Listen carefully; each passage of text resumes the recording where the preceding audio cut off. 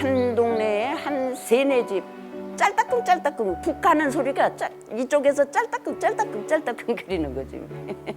아유 많았어요. 여자들이 그래도 옛날엔 다 공장에 널 다녀서 그냥 먼 데서도 저 푸른 쪽에서도 다니고 올라오면은 이 너머 저기 광화읍이 다 보이는 거야. 그러면 그 산으로 그냥 늦을까봐 막 내리 뛰는 거야. 뛰어도 넘어지지도 않아. 돌이고 뭐 길이 울퉁불퉁한데도. 그래가지고 하늘만큼 좋았죠. 나도 인전 돈 발라 댕긴다. 그리고 그냥 좋아서. 옛날엔 심도직물이 최고라 그래도. 아유 저 여자 심도 다니는데 그리고 늘 그래서 딸 셋만 있으면 부자지. 진짜 부자 됐어요. 딸들 셋이서 벌어 와가지고. 딸 많은 집이가 다 부자예요. 역사가 머무는 공간을 기록하다. 역사스테이 흔적입니다. 역사 스테이! 일부 같이 안 했어. 여기 어디죠? 여긴 강화도입니다. 아, 강화도! 저같이 역사쟁이들이 가장 행복해하는 공간. 갑사 더미가 막 꽉꽉 쌓여 있는 거.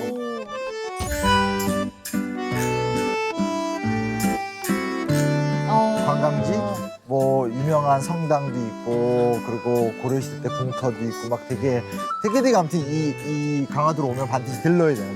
특히 저같이 역사 좋아하는 사람들은 이제 일종의 유명한 스팟이죠. 아, 무조건 들려야 하는 명소구나. 네, 뭐 자주 와서 굉장히 좀 익숙한 곳이긴 한데, 그러나 이제 오늘 우리는 좀 다른 이야기를 해볼 거라는 거. 우리는 평범한 흔적이 아니지. 그렇죠. 저희는 남들이 뭔가 놓치는. 그 남들이 놓치고 사연이 깊은 흔적들만 그렇지, 저희가 또 그렇지. 파헤치잖아요. 근데 하나 준비한 게 있지용. 뭐가 또 있어요? 어떤 게? 수빈 씨에게 네. 마음을 담은. 안 받고 싶다. 받기 싫다. 안 주고 싶다. 예, 자, 감사합니다. 열어봐요. 예. 네. 오! 잠깐만, 이 거리가 여기예요? 진짜 빠른데? 네, 여기가 딱 이 모양인데? 써있는 거 보이잖아요? 심도직물? 맞아요. 심도직물. 심도직물. 실제로 여기가 이제 과거에 지금 이렇게 약간 관광지의 고즈넉한 느낌이라면 네. 과거엔 이곳이 정말 그 공장이 밀집돼 있고 산업이 발전돼 있고 많은 노동자들이 거리를 걷는 그런 딱 봐도 약간 공업도시 느낌 나잖아. 뭔가 일하는 느낌이 많이 난다. 근데 내가 왜 굳이 여기서 이렇게 하고 있을까? 보이지 않아? 어머나! 이거 뭐야? 이게 바로 오늘의 흔적이네요. 딱 느껴지네. 이제 하다 보니까 딱 센스가 있네. 이게 지금 이 심도직물 써였던 기둥이 열로 일부 남은 거죠. 진짜요? 보이죠? 우와, 이 사진 그대로네. 네. 그러니까 이 일대 산과 거리와 그리고 이제 현재 이제 많이 바뀌었는데 지금 이제 이렇게 좀 역사 유적지 위주로 재편성을 해서 되게 이제 관광지로도 좋고 역사 공부하러 오기도 좋은 곳이지만 한때 이곳이 이렇게 공장이 번성하고 굴뚝 연기를 내뿜던 이야. 그런 곳이었다. 제가 심도직물의 유래 좀 읽어드릴까요? 좋아요. 네, 심도직물은 지난 1947년부터 해방되고 얼마 안 됐죠. 2005년까지 운영됐던 국내 굴지의 섬유회사로 60에서 70년대의 직원이 1200명 정도였고 거쳐간 사람들 수만 해도 1만 명이 넘었다고 만 한다. 명이면 그 당시 이 지역 살던 사람들 중에 젊은 친구들은 한 번쯤은 다 일하고 갔었다. 와. 그럼 그만큼 큰 어떤 작업장이라고 할 수 있죠. 너무 궁금한데요. 뒤에 오늘 또 불러볼게요. 읽어보세요. 쭉 읽어볼게요. 전성기 시절 총 자산이 87억 원? 연간 매출이 61억 5천만 원에 달했으며 인천의 대우자동차, 현 GM대우 같은 존재로 강화 지역 경제에 큰 영향을 미쳤다. 아니 이 당시에 87억, 61억이면 얼마인 거예요? 지금 돈이 아닌데 그렇죠? 와 국가 재산만 한 것 같은데? 맞아요.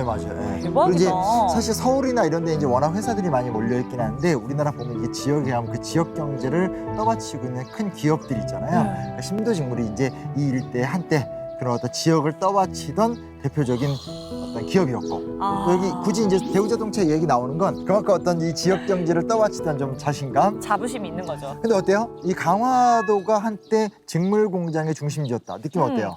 아, 저는 사실 뭐 강화도의 특산물이 그 화문석이 유명하니까 약간 뭐 연상은 되긴 하는데 예, 그렇다고 확실하게 그 어떤 이 직물에 유명했다라는 정보는 잘 못 좀 들었어요. 낯설죠. 예. 그렇죠. 맞아요. 그러니까 뭐 우리가 알고 있는 건 솔직히 말해서 화문석 정도인데 근데 아무래도 이제 화문석이 고려시대 때부터 유명했던 걸로 생각해 보면 아 적어도 강화도 사람들의 손재주가 좋구나. 아. 혹은 그런 손재주 기술이 주로 이제 어떤 그런 직물 산업을 할 적에 이쪽에 공장이 많이 들어올 수밖에 없는 여건이 하나 마련된 거고요.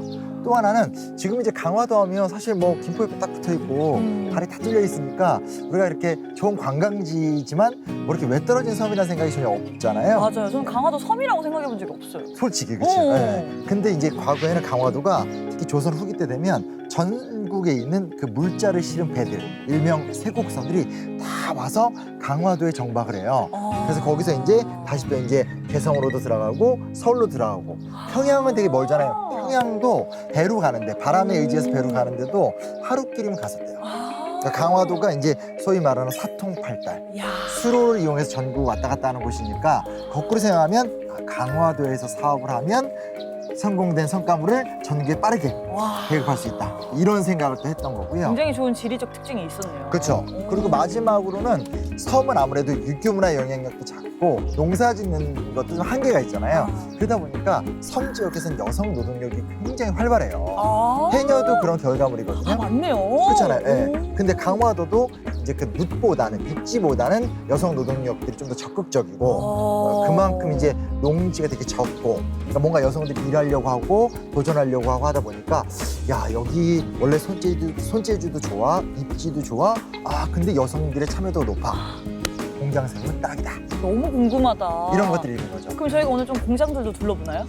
일단 좋은데 모시고 가려고 그래요. 아, 그래요? 사실 수빈 씨랑 가면 안 되고 우리 네. 와이프랑 가야 되는데 아. 방송상 어쩔 수 아. 없이 오. 수빈 씨를 모시고 가도록 하겠습니다. 아, 저도 너무 싫네요. 예. 가봅시다. 예, 가시죠. 예. 어쨌든 지금 한 편이니까. 아, 그냥 공장이나 가시지 왜 자꾸 아니, 좋은 데를. 진짜 아, 좋은 데 있어. 너무 진짜 싫네. 좋은데. 아, 그런 성지를 데려가다니.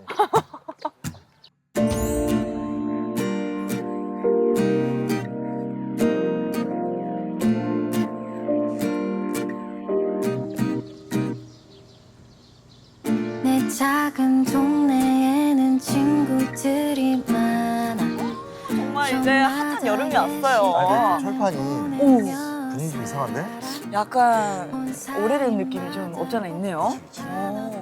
뭔가 이렇게 이 오래된 느낌 속에서 뭔가 꾸미려는 그런 시도가 보이지 않아요? 그러니까. 자, 드디어 왔어요. 오, 조양 방지? 짜잔! 오, 어머 뭐야? 되게 특이하죠? 마을 같은 느낌이 드네요. 특이하죠, 특이하죠. 오. 바라왔던 시간 순간 매일 그곳 여기 내가 이렇게 너와 함께 근데 실제로 이제 이곳이 아까 오면서 봤을지 모르겠지만 조양방직이라는 건물, 그러니까 공장이었던 곳이에요. 네, 그래서 조양방직이라는 곳이 1935년에 만들어진 건물이고 35년이면 이제 일제강점기인데 그때의 건물이 사실상 거의 고스란히 남겨져 있는 곳이니까 좀 특별한 공간이라 할 수 있죠. 제가 알기로는 일제 직물 공장 사이 속에서 유일무이한 조선인 직물 공장이라고 들었어요. 그러니까 요즘에 공부를 많이 해오더라고. 그래서 좀 더 기특하기도 하고, 약간 한국인. 한국인? 자랑스러워 내 자신이 너무. 근데 실제로 이제 맞아요. 정확히 말씀하셨어요. 음. 홍제목, 홍제룡 형제가 이제 우리도 한번 좀 조선인 민족 기업을 읽어보자 해서 자본금 50만 원을 투입해서 만든 공장이라 하고 이 일대에서는 조선인이 투자해서 만든 최초의 공장이라고 하더라고요. 이야, 아니 그때 만들었는데 지금까지 유지된 거 보면은 굉장히 대단한 노력이 있었던 것 같아요. 그렇죠. 그리고 이제 어찌됐건 건물이 살아남아서 오늘날 이제 새로운 문화유산으로 또 활용이 되고 있고 지금은 이제 인스타의 성지예요. 오. 나 정말 꼭 한번 와보고 싶었는데 오늘 와서 한번 좀 자세히 보도록 하죠. 살짝 봤는데 옛날 느낌 플러스 근데- 신식 느낌이 있어. 안에 들어가 보면 또 달라요. 또 달라요? 아, 나 나- 맨날 놀래켜 흔적은. 오늘 지각했잖아. 나 혼자 와서 싹 보고 왔는데 가볼까요? 알겠습니다. 예, 들어가 보시죠. 가보시죠. 조양 방지. 너무 예뻐. 예쁘다. 너무 예쁘죠? 아니 진짜 동화 속으로 들어온 느낌이에요. 그러니까. 바글바글해요. 와. 야. 엄청 예쁘죠? 와. 근데 여기가 그 되게 그 문화재를 활용하고 이런 고민하시는 분들한테 되게 아주 롤모델 같은. 그리고 아티스트 분들한테도 영감을 줄 수 있는 장소인 것 같아요. 그러나 지금까지는 이제부터 이야. 여기가 본편이죠. 우와. 와 진짜 화려하다. 진짜 넓은데 다 목조가? 다 나무예요. 아 그렇네요. 나 이런 건축물 처음 봐요. 진짜. 근데 이런 목조가 진짜 유지되기 힘든데. 그러니까 관리를 잘했던 거죠. 그렇죠?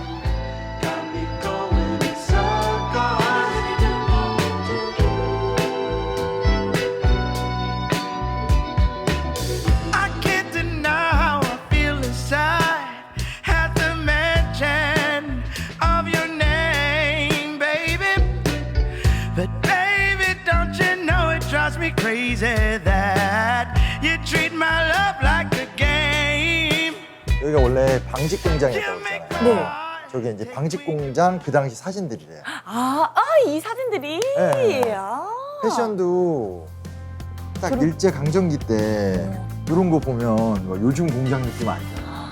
나무로 이렇게 기계가 돌아가고. 옛날에 그 이제 수직기 같은 느낌. 그러니까 완전 그런 느낌인 것 같은데. 54년에 이제 이승만 대통령이 이제 여기 방문했었을 때 이 대통령이 왔으니까 이제 기념 사진을 막 남긴 거예요. 우와 대박 신기하네.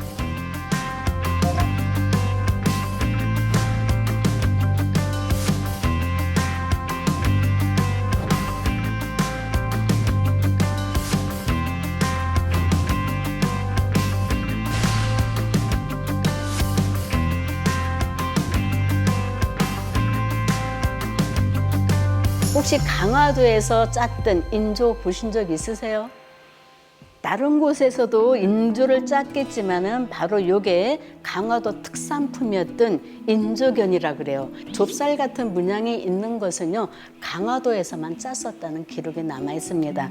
그래서 강화도가 전반에는 이렇게 면직물을 많이 짰지만은 20년대 초중반부터는 이 비단을 많이 짜게 돼요. 특히 인조견이라는 이런 비단들을 많이 짜게 되는 거죠. 그래서 강화인견은 전국적뿐만이 아니라 해외에서까지도 유명을 하게 되고요. 70년대 초에는 미국의 유명한 넥타이를 만드는 제조회사가 있어요. 윈블리사라고 있는데 거기에서 전량 다 수입을 해갑니다. 그래서 그 회사에서 이 강화에서 짠 직물을 가지고 넥타이를 만들어서 전 세계에 판매를 하게 되고 국내에도 들어오게 됩니다.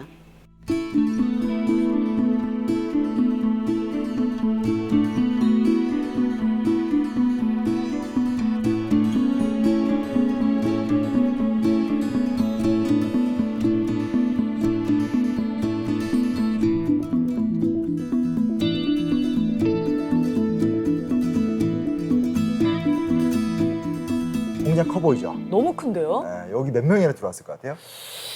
그래도 아무래도 뭐 기계도 들어오고 하니까 한 4, 50명 정도? 4, 50명? 밖에도 건물 여러 개 있던데? 거기까지 하면 뭐 한 200명.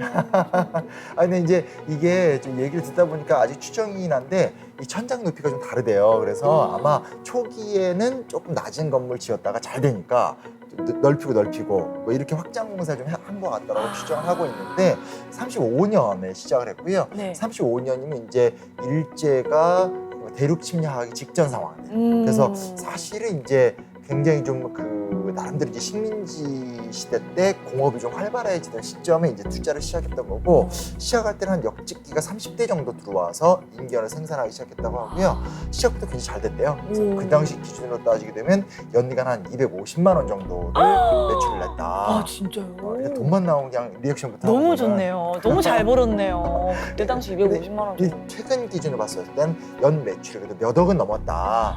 단순 계산하면 한 1억 2천, 3천 이렇게 나오긴 하는데 그것보다 훨씬 높았을 것 같아요. 그래서 최소 연 매출이 몇 억은 넘었는데 이게 이제 그 당시에는 우리나라가 굉장히 적고 사람이 미발달된 단계니까 연 매출이 이 당시 억이 넘는다라는 것은 지금 우리가 우리가 느끼는 억보다 훨씬 더 큰 의미다. 그렇죠. 굉장히 좀 활발했다는 걸 좀 알 수 있게 됐고. 왜냐면 그때 당시에는 막 대량 생산이 어려운 시절이잖아요. 그렇죠. 근데 공장을 돌려서 연간 수익이 1억이 넘는다는 거는 몇 그렇죠. 억이 넘는다는 건 진짜 대단한 그렇죠, 경제 효과인 거죠. 그리고 또 하나 우리가 살펴볼 수 있는 게 뭐냐면 이 공장을 세우신 분이 홍재용 씨라고 아까 제가 말씀드렸잖아요. 네. 이분이 해방된 다음에 강화 군수가 돼요. 우와. 그러니까 어느 용이 정도- 되셨네요. 어느 정도로 잘 나가는지 알겠죠, 그렇죠? 이야. 그리고 이 오프닝에서 슬쩍 봤었던 이제 신도직물이라고 나중에 오히려 이제 6, 70년대 때는 그곳이 정말 대표적인 공간이 되는데 신도직물을 이끌었었던 핵심 인물 중 하나가 김재소 씨가 있어요. 이 사람은 국회의원이 돼요. 우와. 그러니까 강화도에서 직물 산업으로 성공한 사람들이 강화 군수가 되거나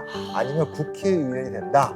뭐 이 정도 하면 얼마큼 이곳에서 이 직물 산업이 번성했는지. 그 번성으로 이제 그 지역의 경제를 끌어올린 거나 마찬가지니까 그렇죠, 그렇죠. 당연히 그 정도가 될 수도 있을 것 같아요. 이상이 느껴지죠. 네. 네. 이런 사람들이 이제 등장하는 거 보면 이 지역민들도 야 우리 강화도는 인견의 고장이야. 강화도에서 생산한 이런 직물들 다 최고야. 이런 자부심들도 또 높을 수밖에 없겠죠, 그렇죠? 기록이 있거든요. 오. 강화 군민들의 진취성 안재준 기고.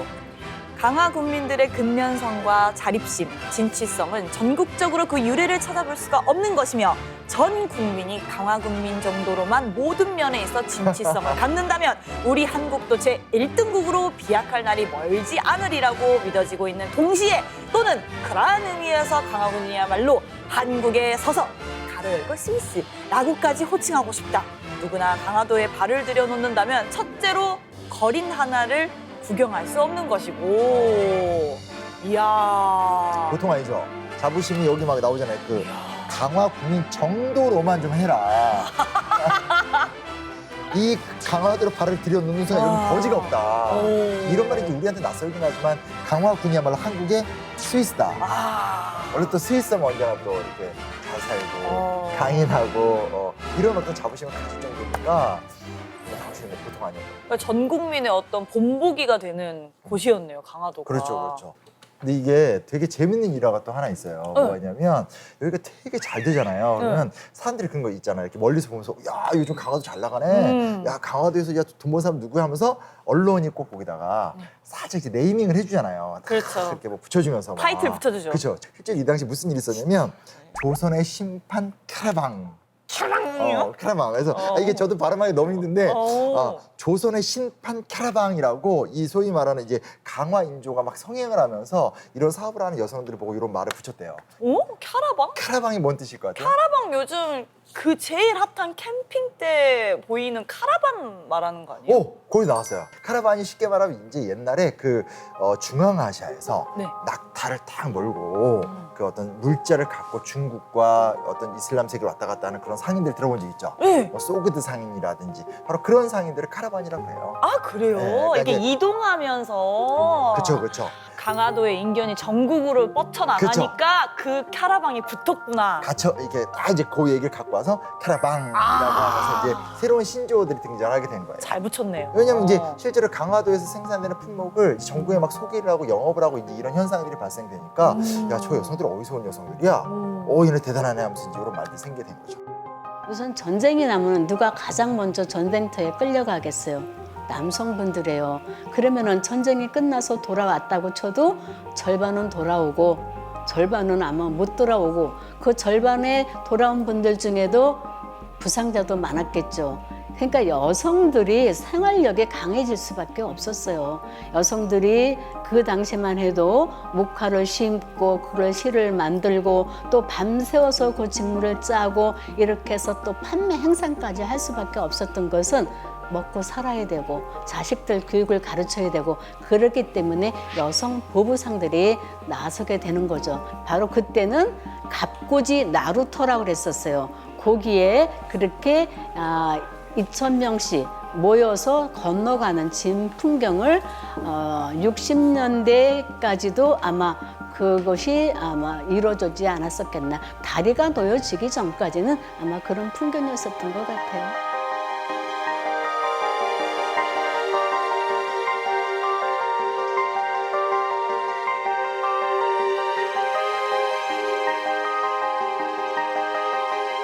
거의 다 직물 공장들은 남성보다는 여성들이 많았죠. 강화뿐만이 아니라 전국적인 직물 공장에도 거의 여성들이 많아요. 남자들은 이제 그 기계라든가 이런 것들을 만드시는 분들이 있었고 직조라든가 이런 걸 하는 분들은 거의 다 여성들이 많았겠죠. 그래서 되게 10대 중반서부터 이렇게 직장들을 다니는 강화의 발전은 그 어린 소녀들부터 시작이 됐다 이렇게 보면 될 것 같아요. 17살 때 그 영수건이 쫓아서 가서 한 2개월 동안 했어. 여기를 누워죽게 댕기라고. 그래서 그 언니가 데리고 다녔어. 이랬는데 그 언니는 나름 그러고 나는 이거 착태진 거 해사를 해서 여기 해사한 거 실을 감은 거 여기다 놓으면은 깡통이 이제 나름 하는 거예요. 한 물레가 한 10개는 달아놓고 실을 풀며 가가지고 이렇게 또 이렇게 가마 이런 대롱에다 감아야 기계 부구에다 놓고 짜는 거야 그때. 쫄짜니까는 월급을 조금 차잖아. 그러니까 빨리 저 언니들 기술을 나도 배워야겠다.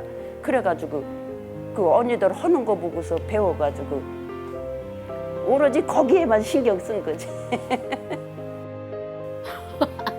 16살부터 24살까지 중학교를 못 보내주니까 합격되는데도 못 보내주니까 돈이나 번다 그리고 그냥 직물 공장에 들어간 거지. 나 번호까지도 다 알아. 수험 번호 81번에 들었는데 합격됐는데도 못 가고 또 1년을 재수를 한 거야. 그리고 났는데도 못 갔어. 그리고 그때는 그냥 공장으로 들어가 버린 거지.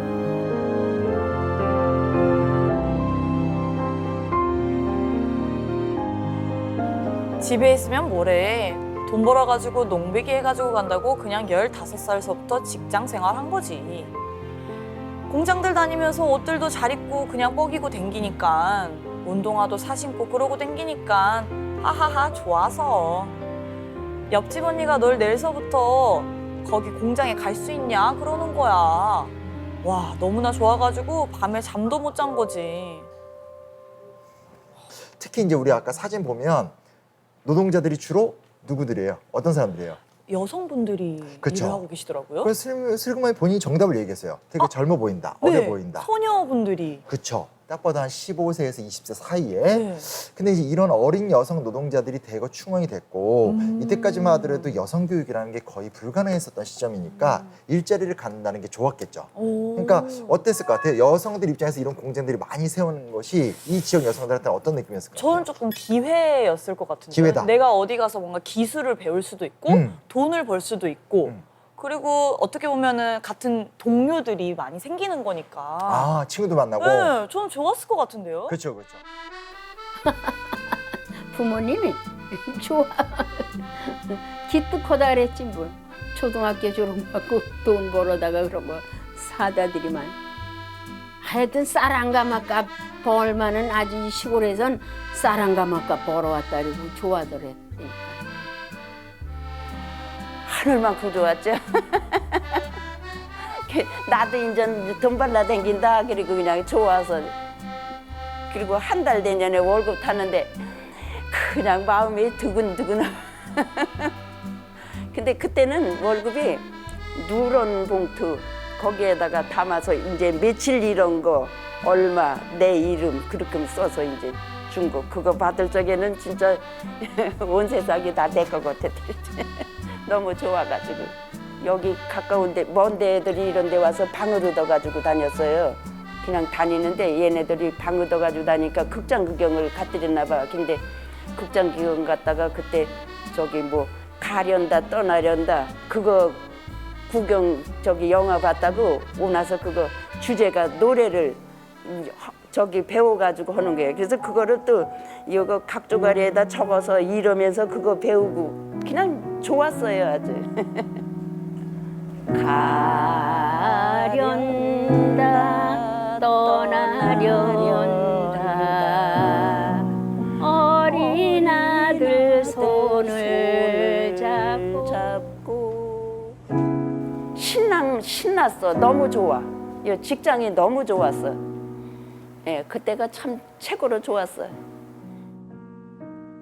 하나 우리가 좀 주목해서 볼 수 있는 건 이곳에서 여성 일자리가 창출되고 있다라는 거. 그걸 통해서 여성들이 나름대로 뭐 자아 실현도 하고 삶을 개척할 수 있다는 데 있어서는 굉장히 좀 좋은 일인 거죠. 오, 멋있다. 근데 이제 문제는 뭐냐? 명이 있으면 암이 있는 법. 더군다나 지금은 이제 우리가 노동 문제에 대해서 뭐 노동조합도 있고 노동 3권을 헌법이 보장하기도 하고 하지만 이런 게 얼마 되지 않았다는 건 다 알고 있잖아요. 그렇죠? 그렇죠. 5, 60년대 같은 경우는 전혀 달랐을 거 아니에요. 문제들이 많았어요. 솔직히 말하면. 어떤 문제가 있었을 것 같아요? 뭔가 사회적 시선적으로도 어디 여성들이 일을 하냐 이런 어. 핍박도 있었을 것 같고. 그 정말 듣기 싫은 말인데 그 어디 여자가 어디 여자가 일하는 여자들을 무시하는 살림이 나지 뭐 네, 이런 그런 핍박들이 있었을 것 오. 같아요. 많이 힘드셨을 것 같아요. 너무 일거리가 많으니까. 아, 일거리가 많아서 힘들었다. 일자리를 얻었다는 측면에서 굉장히 좋은 측면인데 아직까지는 사회적으로 이 노동자들의 노동 문제에 대해서 어떻게 대처할 것인가에 대한 공감대가 전혀 없었어요. 그러다 보니까 가장 컸던 문제가 뭐냐면 노동 시간 문제예요. 지금 이제 우리 사회에서 기본적으로 하루 뭐 8시간 일하는데 이거 7시간을 줄이자. 주 5일인데 주 4일로 가자. 뭐 이런 이야기들이 있잖아요. 저 그렇죠? 나라에서 시간을 정해줬죠. 근데 1950, 60년대 때는 이 당시 몇 시간 일했을 것 같아요, 하루에? 시키는 만큼 일 시켰을 것 같아요. 하루에 12시간 2교대. 12시간이요? 되게 간단해요. 시간표가 아침 7시에 나와서 오후 7시까지. 이게 1조. 2조는 저녁 7시에 나와서 그 다음날 아침 7시까지. 오 마이 갓. 계속 돌아가는 거. 그러다가 아, 근데 조금 물량이 많다. 그러면 너 좀 수당 좀 받지 않을래 하면서 꽃배기 노동이라고 그래서 그냥 아침 7시에 나와서 그 다음날 7시까지 일하는 거. 사실 이게 웃을 일이 아니죠. 당시에 이제 기록들 읽어보면 좀 놀라운 게 뭐냐면 이걸 당연하다고 생각했다는 거예요. 아, 그냥 뭐 의뢰 공장 가면 이렇게 일하는 거지? 너무 피곤하고 힘든 거죠. 저기 아침에 7시에 시작해가지고 저녁 때 6시나 그렇게 교대하지.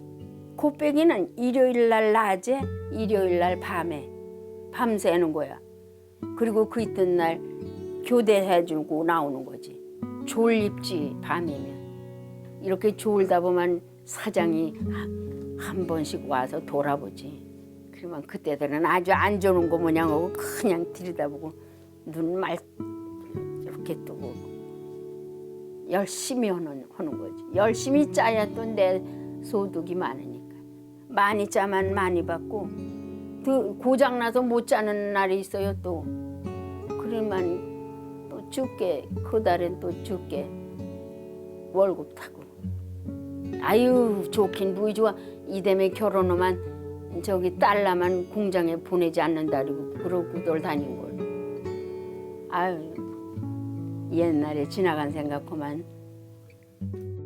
이렇게 이제 일을 하다 보니까 굉장히 체력적으로 부담이 될 수밖에 없고 그리고 이제 무엇보다 사실 이 당시에 모든 구슬 회고 같은 걸 읽어보면 가장 컸던 문제가 뭐냐면 먼지, 솜털. 폐 안 쳤잖아요. 그렇죠. 이 기계가 돌아가면서 그 안에서 보이지 않는 그 이 오직물의 어떤 그런 것들이 확 들어가면서 폐가 안 좋아지는 현상들. 그리고 거기 그때 당시에는 공기청정 같은 것도 잘 안 될 거고. 전혀 뭐 그런 거 기대도 할 수 없죠. 마스크도 뭐 따로 안 썼을 거고. 그래서 기록들을 보면 아니 여공들이 점점점 살이 빠진다.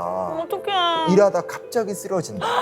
이런 기록들이 많이 나오게 되는 거예요. 왜냐? 폐 질환이 누적되다가 이제 그곳에서 이제 분출이 되게 되는 거죠. 그래서 실제로 이제 열악한 노동 조건이 굉장히 심각했었고 저는 구술 자료나 기록들을 읽다가 좀 충격받았던 게 공장에 있었던 여공들은 사무실에 가볼 엄두를 내지 못했다. 이런 기록이 나와요. 그게 무슨 말이야? 그게 무슨 얘기냐면 여기 공장이잖아요. 그럼 네. 여기서 사장실이 있고 또 이 전체를 운영하는 어떤 대표들이 회의하는 공간이 따로 있을 거 아니에요. 네. 그거는 그들만의 공간인 거예요. 뭐야? 뭐 이렇게 급을 나눈 것도 아니고. 완전히 나누는 거죠. 사장님과 같이 이 전체를 운영하시는 분들은 주로 남성 감독관들인 거고 그리고 우리는 그냥 그 밑에서 일을 하는 거죠. 그러니까 실제로 우리가 정말 고생들여서 일을 많이 하는데 남자들이 주요한 업무들을 지휘한다라든지 그 속에서 한 번은 막 야 똑바로 안 해? 막 때린다라든지 이런 부분에 대해서는 완전히 이제 뭐 저항할 수 없는 구조로 노출이 되어 있었기 때문에 참 그런 부분이 좀 되게 속상하고 아팠던 기억들이었던 거예요. 아니 이렇게 근로자에 대한 배려가 아예 없었네요. 그렇죠. 그리고 사실은 의외로 나는 수빈 씨가 되게 중요한 얘기를 했다고 생각했던 게 이런 어떤 객관적 조건도 문제지만 이때까지 하더라도 여성이란 무릇 때가 되면 결혼해서 뭐 지아버지를 모시며 살아야지. 이게 이제 사회적 통념이 강한데 여공을 일을 하니까 아유 저것들 날라리야. 아유 방정맞지 못하고 굉장히 순결하지 못하고 좀 이렇게 그랬을 거야. 이런 어떤 사회적 시선이 굉장히 또 안 좋았던 것도 있다는 너무 것도 짜증난다 진짜. 되게 짜증나죠. 그렇죠. 네. 공장에 가면은 바람 난다고 남자들한테 바람 나서 아무개네 딸은 바람 나서 저기 임신해가지고 이제 데려갔다 그러고 그래가지고 바람 나면 네 어머니 아버지도 이 동네에서 창피해서 못 산다고 그래가지고 못 댕기게 밥을 안 해줬어요. 지가 댕기다 싫으면 지치면은 안 다니겠지. 그리고 저기 밥을 안 해주시더라고요. 그러니까 내가 끝내 밥 해먹고 그러면 월급 타는 날은 저기야 타다 드리면은 이 타기 전날하고 타다 드리는 거 한 이틀하고는 3일 동안은 마음이 편안해. 야단 안 맞을 거니까. 돈 벌어다 주고도 맨날 야단 맞았어요. 근데 거기 직부부에서 연경을 했던 언니야, 순이 언니가. 근데 그 언니는 새벽에 나는 밥 해먹고 도시락 가지고 가면은 그 언니는 아버지가 하루에다가 신발 이렇게 따뜻하게 해주고 엄마는 이제 밥 그렇게 우애해주더라고. 거기는 엄마가 그냥 잘해다 주고 아버지가 갈 때 발질할까 봐 화로에다가 신발 따뜻하게 해주고. 그때 나는 내가 밥 해먹고.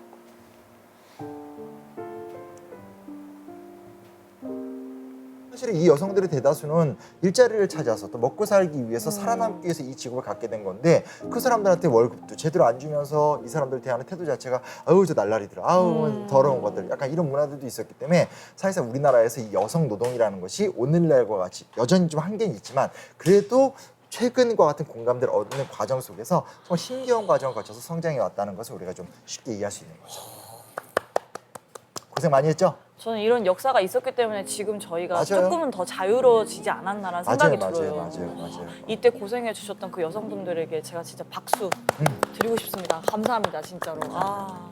사실 우리 방송에 의미가 있는 게 그냥 지금은 정말 너무 핫한 곳이고 인스타의 성지 같은 곳이긴 하지만 곰곰이 따져보면 이곳에 희망도 있었고 아픔도 있었고 그리고 절대로 잊지 말아야 될 고마움이나 속상함이 있었던 사실들, 맞아요. 그것 때문에 우리가 이 방송을 만드는 것 같은데 우리가 이렇게 시각적으로 봤을 때는 그런 흔적들이 다 이렇게 묻어져 있는데 깊게는 알기 힘들잖아요. 그렇죠. 그런데 이 흔적을 통해서 그런 깊은 흔적들의 의미를 알 수 있어서 맞아요. 너무 좋은 것 같아요. 맞아요. 내게도 날개가 있어 날아갈 수 있을까 별이 내리는 자부심이 뭐 공장 다른 데 아니고 공장 다니는 건 뭐 자부심이야. 아유 시골 인간 그저 먹으면 일해야 살지. 이랬지. 부모가 또 늙으셨으니까 내가 벌어가지고 가야지 이런 생각도 하고 그랬어요. 난 내가 벌어서 산다 그것만 생각했지 난 내가 이런 자부심은 없었어요. 그냥 남들 다 하는 거니까는 나도 하는 거다 그렇게 생각했죠.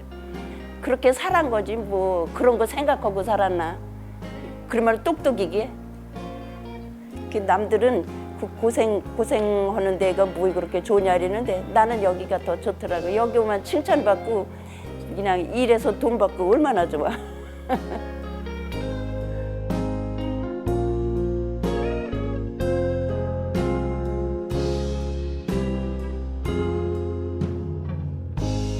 풀리지 않는 의문들 정답이 없는 질문들 나를 채워줄 자, 또 의미 있는 공간을 찾아가려고 하는데 일단 여기 이제 천주교 성당이에요. 갑자기 성당을 오게 됐네요. 진무영 순교성제라 해서 네. 진무영은 옛날에 흥선대원군이 만들었던 군영이고 그 흥선대원군이 병인박해라고 해서 천주교 신자들을 많이 네. 박해했잖아요.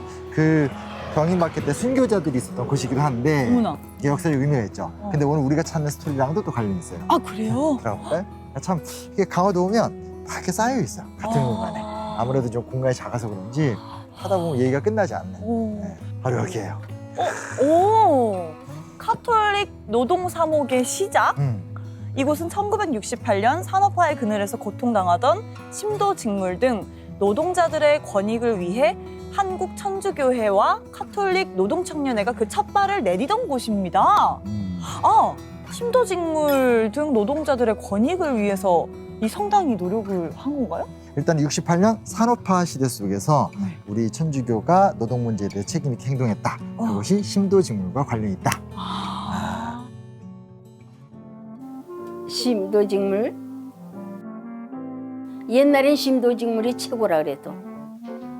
심도 다니면 아주 심도 다니는 아이들은 아유 저 여자 심도 다니는데 그리고 심도직물 같은 경우 당시 진짜 뭐 이 지역 사람들이야 뭐 누구나 다 알던 그러니까 뭐 하여튼 기록 따지면 심도직물을 다녔던 사람이 뭐 한 10,000명 정도가 거쳐갔다고 하니까 월급도 엄청 많이 줬대요. 아, 진짜요? 뭐 일반 그 당시 공무원의 한 3배 정도 받았고 우와. 워낙 또 산업적으로 막 발전하니까 60년대 때 한국에서 경공업 발전시킬 때 이런 기업처럼 해야 된다라고 하면서 정부의 주목을 많이 받았다.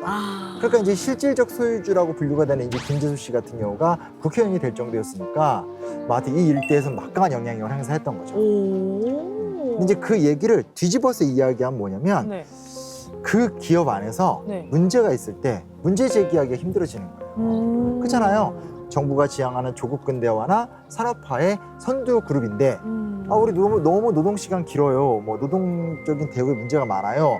뭐 노조 만들래요. 이런 얘기 나오면 좋아하겠어요, 싫어하겠어요? 싫어하죠. 싫어할 수밖에 없죠. 네. 근데 문제는 이제 그 갈등이 이제 점점 심각해진다는 거죠.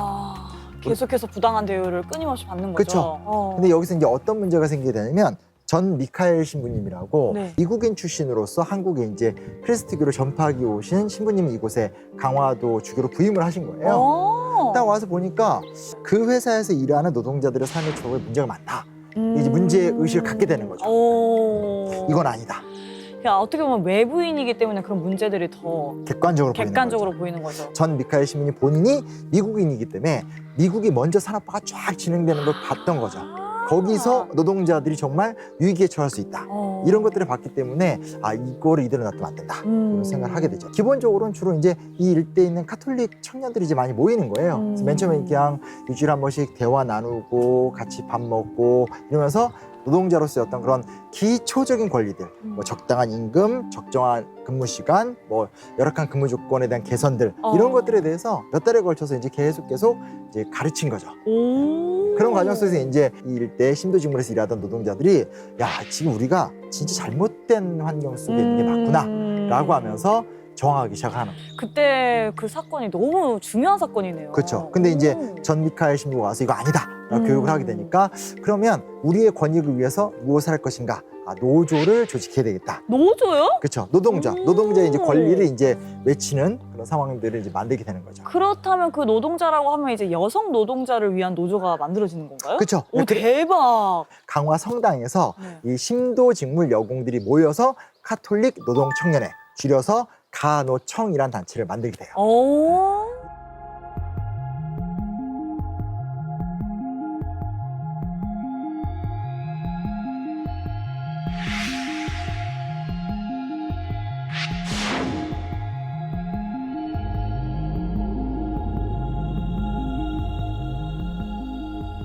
역시 정의는 알아서 구현이 되네요. 그렇죠. 근데 결과는 어땠을 것 같아요? 그렇게 되니까 이제부터 대우해줄게요 이럴 것 같아요?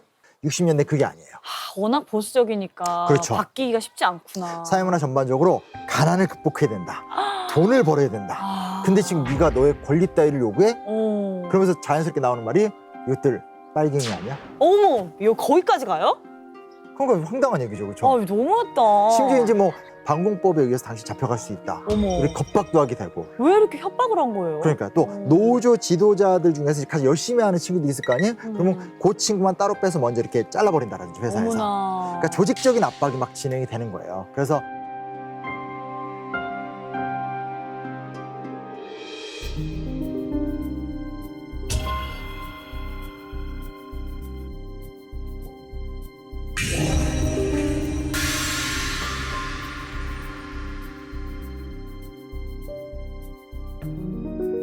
이때 이제 드디어 카톨릭계에서 이 문제를 좀 크게 우려를 하게 돼요. 그래서 산업화의 과정 속에서 노동자들의 처우가 좋아져야 되는 건 당연히 인권이고 존중받아야 될 권리 아니냐. 또한 우리가 크리스트교도로서 신앙을 가진 사람들로서 억압받고 차별받는 사람들을 위해서 활동해야 되는 게 맞지 않느냐 이런 생각이 모이게 된 거예요. 그래서 이제 우리 한국 카톨릭의 지도 그룹 중에 한 분이신 이 김수환 추기경이 직접 관심을 갖게 되고요. 우와. 그러면서 김수환 추기경 주도로 해서 여러 주교들이 함께 모여서 이것은 우리나라가 산업화로 가는 과정 속에서 반드시 극복해야 되고 개선돼야 될 문제고 인권의 문제이자 노동자의 권리의 문제다라고 하면서 공동 성명을 발표하게 됩니다. 가톨릭 노동청년의 공동성명서. 사회 정의와 노동자의 권익을 옹호한다.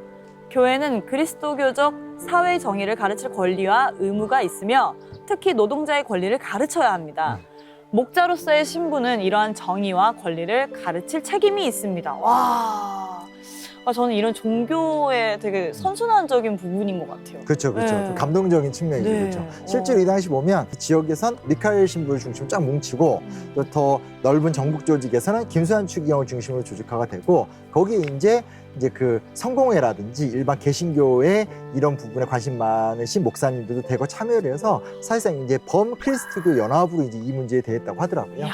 근데 이게 이제 67년이니까 산업화의 문제가 처음 드러나던 순간이에요.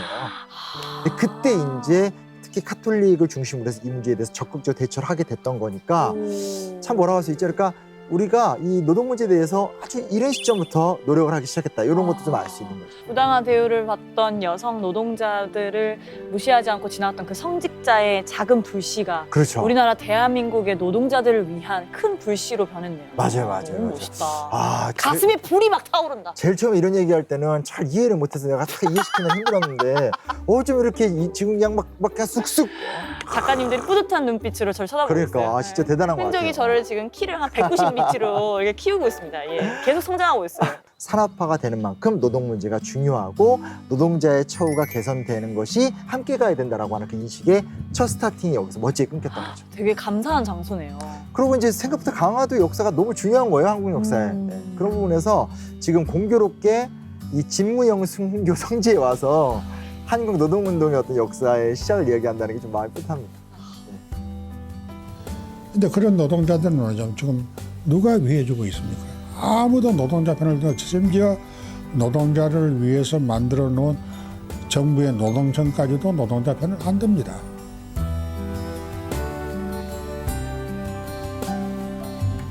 진짜 저는 오늘 감회가 새롭습니다. 왜요? 여성 출연자로서 이게 뭔가 뿌듯함이 있어요.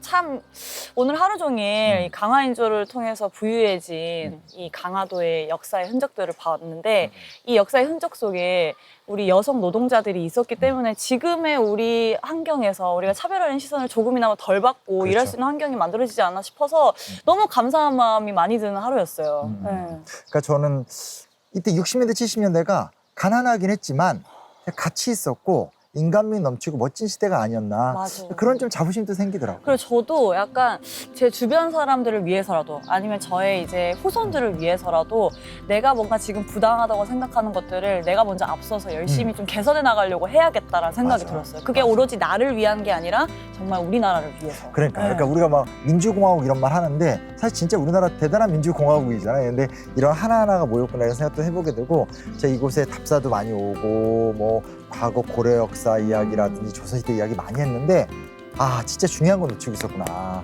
정말 이 한국 현대사에서 강화도가 이 정도 의미 있는 이야기를 만들었고 이런 것을 시발점으로 해서 70년대 때 뭐 동일방직 원품모방 같은 노동운동사가 굉장히 어떤 가을찬 움직임을 보이게 되고 80년대 이후에 유혈항쟁 이후에 우리나라가 이렇게 되게 자랑스러운 민주국가로서 계속 여정을 이어가는구나.